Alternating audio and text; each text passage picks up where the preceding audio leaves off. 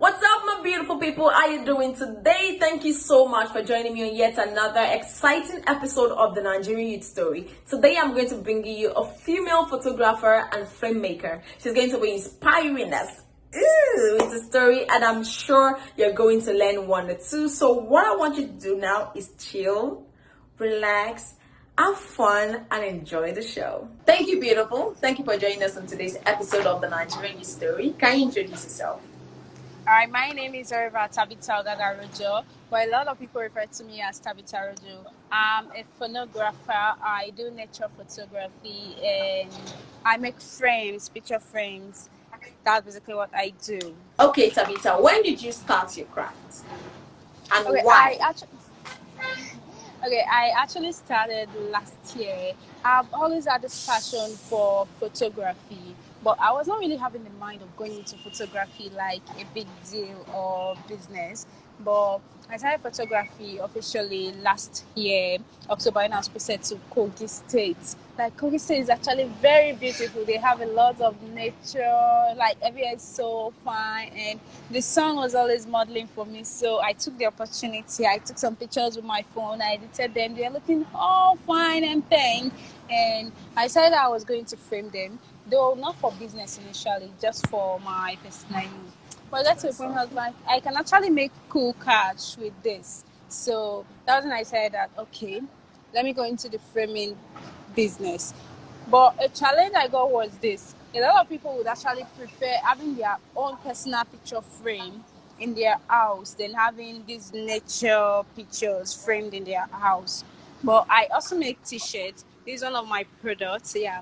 Well, when I started this, I made it with an opaque material, which is a bit weak and it's already fading already. So I think if I want, this was just a sample. If I want to go over to making proper branded t-shirts, I have to use a different material, which is a bit expensive, like more expensive than this.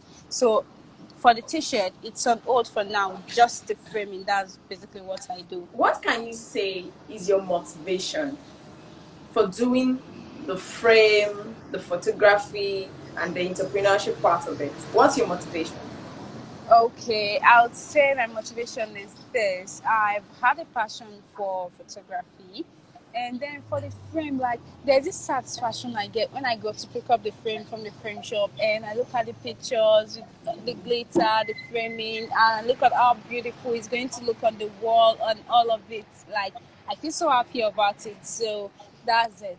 And I enjoy seeing my brand, like when I wear it, like the feel it gives and all of that. So that's the motivation, the passion for it. So, how has the economy of the country affected your craft since you started? I'm not going to lie to you. I'm going to be blunt. A lot of motivational speakers will be like, go into entrepreneurship, be your own man, do your own thing, and all of that. But guy, I'll tell you, if you don't have the capital, like ego, you're not feeling like Utedola, don't go into entrepreneurship. That's just it.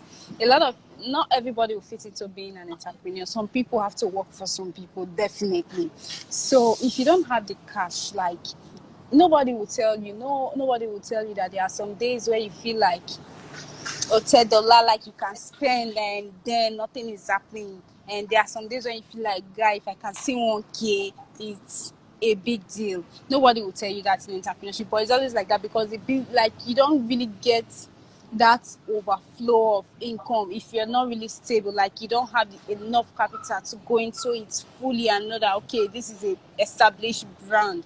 If you don't have the money to do that, there is going to be a lot of lapses up and down because you keep going up and down because you don't really have the stable income for it. Okay, so those days where you are not feeling like $10, yeah, but you are still doing what you do, what pushes you to keep going? I would say it's the drive, the feeling I have, like I told you, when I go to pick up the frame, I always have this fulfillment, like I've done something great. So I think it's the love what you're doing. I feel you can carry on with feeling down about being broke and no motivation and all of that. So I feel it's the passion you have for what you do that gives you that drive to want to push further. Okay, so what you're saying now is you have to have passion for what you do. So in Yes, case of definitely. times you are not feeling like $10, it will keep you going. Yes, yes. And All right. also, if it's possible, you should have a stable job. If you don't really have a full capital to go into entrepreneurship, you should have a stable job so you can use the income you're getting from the job to support the business. That's just it. That was bomb. I'm sure you agree. Like, she's a passionate entrepreneur, and she tipped in that before you go into entrepreneurship, make sure your cash is complete. She has a reason for saying that. It might be entrepreneurship stuff, but I'm sure you've learned one or two from this episode of the Nigerian Youth Story. All I want you to do now is like, share, subscribe, and turn on your notification bell so when another episode comes up, you'll be the first to know. But until next time, you know who I am. I'm Ria, and you know Ria is ready to listen.